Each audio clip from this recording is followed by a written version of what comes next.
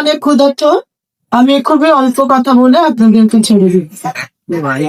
আজকে দত্তপাড়া কর্তৃক আয়োজিত বেগম খালেদা জিয়ার রুহের মাগফিরাতের জন্য মিলাদ ও দোয়া মাহফিলে উপস্থিত বিএনপি নেতৃবৃন্দ এবং আমার সামনে দত্তপাড়াবাসী সবাইকে আমার শুভেচ্ছা ও অভিনন্দন জানাই। আসসালামু আলাইকুম। এই দত্তপাড়া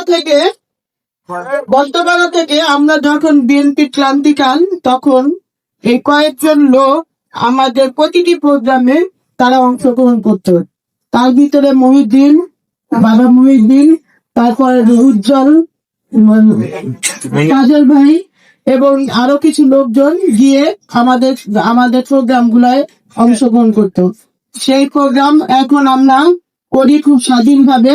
এখনো ওনারা স্বাধীন এবং উল্লাস নিয়ে আমাদের কাছে যায়, আমাদের সাথে প্রোগ্রাম করে। আমি ধন্যবাদ জানাচ্ছি তাদেরকে, যারা আমাদের ক্রান্তিকালে আমাদের সাথে ছিল, তাদেরকে আমি ধন্যবাদ জানাই। আমার পাশে কিছু মহিলা আছে, কিছু মহিলা আছে, তাদের উদ্দেশ্যে আমি বলতে চাই, আপনারা মহিলা, আমি একজন মহিলা, আমি চাই আপনাদের ভোটগুলো আমার কাছে বা আমাকে দেওয়ার জন্য।